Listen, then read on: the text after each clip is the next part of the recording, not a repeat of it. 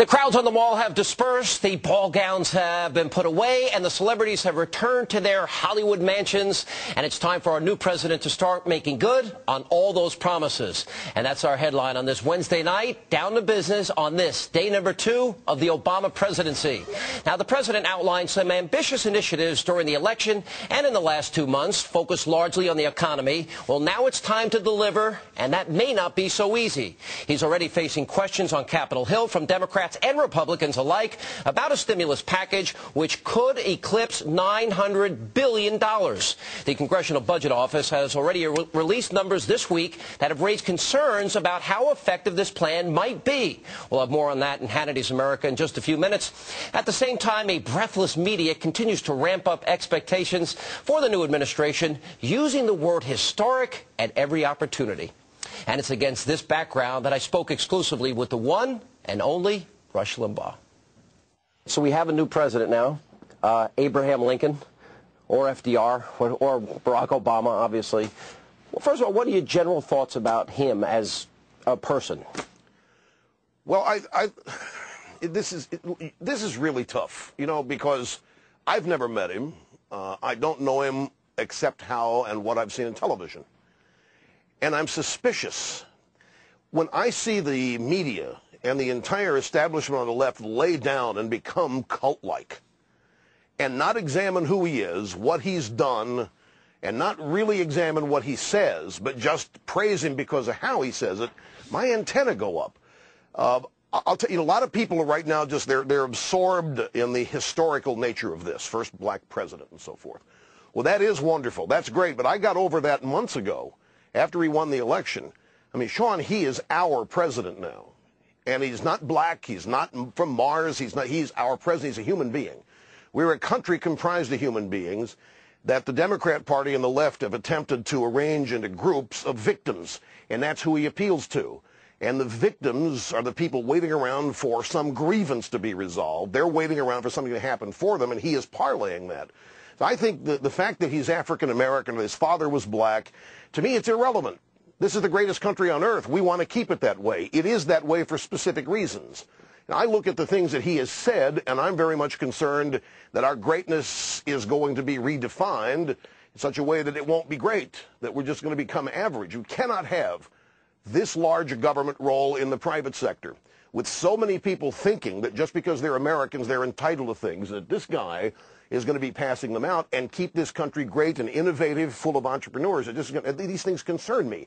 Now, my critics and yours, when they hear me say things like this, they have knee-jerk reactions. They're not listening or parsing my words either. They're just, well, Limbaugh's not with the program. Limbaugh doesn't get it. Limbaugh is not sensible. The President of the United States, doesn't matter to me what his race is, what his ethnicity is. What matters to me are his policies and what his plans. And I only know what he has said he's going to do based on what he has done and how he's voted. And in terms of what I would use to define the greatness of the country, he's not it. All right, let's take that a step further here, because all throughout the election, we all talked about the Chicago way, his radical friends, associates, etc., his past voting record. By the way, I brought it up a lot. You brought it up a lot. We all talked about it. What do you think he really is that, and people either ignored it, people don't care, or is he just somebody who is politically expedient? That's what he had to do in Chicago. We don't know. See, this is the thing. Now, normally we would have a mainstream media would have vetted this guy, and we would know this. We don't know what he is. That's the whole point. And people don't care what he is. They don't care who he is. They care that he's black. They care that he's historic. They care that they think he's an intellectual because of the way he speaks.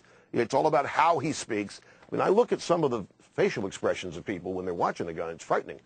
But I'm a thinker. You know, a lot of people, I guess, aren't. People are emotional, and they react emotionally to things. And if he makes them feel good, especially in economic bad times, then that's all they're really going to care about. But I have to assume that he is who he is, and his radical associations are certainly things that have defined him. I mean, if you look at the executive orders that he's promised to issue, he's going to overturn the abortion law that has guided who we fund overseas in terms of family planning, and that's been a roller coaster. You know, Clinton imposed it. Bush rescinded it. Obama's going to reimpose it and so forth. He's going to issue an executive order to close Guantanamo Bay, but it ain't going to happen for 4 years. I think you use the word expedient. He plays both sides. He's going to placate the far-left fringe kook base of his website people, and, okay, he's going to close Guantanamo, but he's not going to close Guantanamo because he's not going to get out of Iraq in 16 months. He's going to say so, but he's not going to saddle himself with the defeat of our forces in Iraq or Afghanistan, and he's certainly not. I can't believe that he will willingly release people at Guantanamo who will come back and revisit terrorist acts in this country. Not on his watch. They would love for that to have happened during Bush. They would love surrender in Iraq when it's on Bush's shoulders. But I don't think he's going to do it. And but he's got to say things that make his fringe kook base think that he's being true to his campaign promises. All right, so then this raises this question. You're the leading voice of opposition, conservative, and have defined conservatives for over 2 decades. You celebrated your 20 years on the air, by the way, nationally syndicated. Congratulations. Thank you. Coming off a record ratings year for you. But you are a passionate conservative. You've defined conservatives for many people in this country for years. He represents the antithesis in terms of his worldview. So then the question becomes, do you want him to succeed? Now, I am so glad that he asked me that question, that you asked me this question. I'm glad to. I'll tell you why. I am hearing many Republicans say that very thing. Well, we want him to succeed. And prominent Republicans, yes, we want him. They have laid down. They're drinking the Kool-Aid too. They have no guts to stand up for what their beliefs are because they're afraid of criticism. They're afraid of being called racist. They're afraid of not having gotten with the program. Now, success can be defined 2 ways. I said earlier, I don't know about this guy. I really don't. I've got my suspicions, and they're pretty close to convictions, but we're going to have to wait, see what he does. Now, if he turns out to be a Reagan, if he adds Reagan to his recipe of FDR and Lincoln, and if he does cut some taxes, if he does not eliminate the Bush tax cuts, I would call that success. So, yeah, I would hope he would succeed if he acts like Reagan. But if he's going to do FDR, if he's going to do the New Deal all over, which we will call here the raw deal, why would I want him to succeed? Go back. He's my president. The fact that he is historic is irrelevant to me now. That matters not at all.